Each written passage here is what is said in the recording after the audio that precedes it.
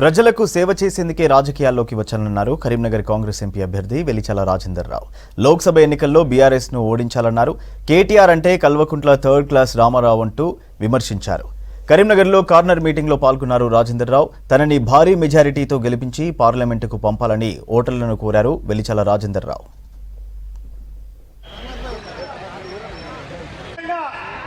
రేపు 13వ తారీఖు జరగబోయే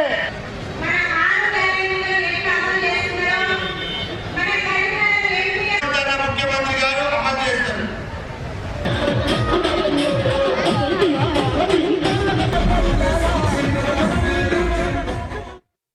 కాంగ్రెస్ పార్టీ ఇక్కడ ఉన్న మహిళా మనులందరికీ ప్రతి సంవత్సరం ₹1,00,000 మీ అకౌంట్ లో వేస్తా అని మేనిఫెస్టోలో పెట్టింది. కాంగ్రెస్ పార్టీ ఎప్పుడైనా చెప్పింది చేసి చూపించింది. ఇంతకు ముందు కూడా రుణమాఫీ చేస్తామని అన్నారు. వైఎస్ రాజశేఖర రెడ్డి టైంలో కాంగ్రెస్ ప్రభుత్వం చేసింది, చేసి చూపించింది. ప్రతి ఒక్క పని ఏది చెప్తే అది చేసింది.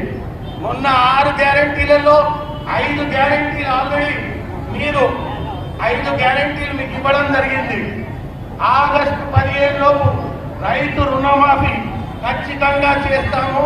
రాజీనామా పత్రం జేబులో పెట్టుకోను అని హరీష్ రావు గారికి వార్నింగ్ ఇచ్చినారు సీఎం గారు.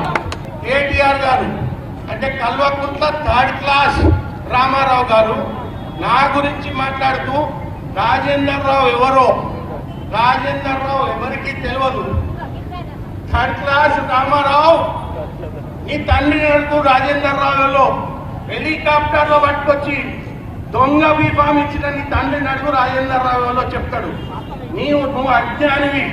బాత్రూమ్లు కడిగిన అమెరికాలో బాత్రూమ్లు కడిగినవి నీకెట్లా తెలుస్తుంది రాజేందర్ రావు ఎవరు అనేది? రాజేందర్ రావు ఎవరు? రాజేందర్ రావు కరీంనగర్ వాస్తవ్యులకు తెలియదు అని అంటున్నావు. నువ్వు ఎక్కడోనివి? ఫస్ట్ తెలంగాణ అనేది స్థానికత మీద పుట్టింది. తెలంగాణ స్లోగన్ మీరంతా చెప్పింది ఏంది?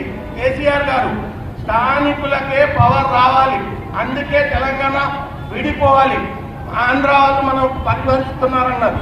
మీరెందుకు ఇక్కడికి వచ్చినారు? వలస పక్షులు. కేసీఆర్ ఇక్కడ ఎందుకు కంటెస్ట్ చేసిండు? కేసీఆర్ ఇక్కడ పుట్టిండా? కేసీఆర్ ఇక్కడ పెరిగిండా? కేసీఆర్ మన మధ్యలో ఉన్నాడా? మరి ఎందుకు ఇక్కడ కంటెస్ట్ చేసిండు కరీంనగర్లో?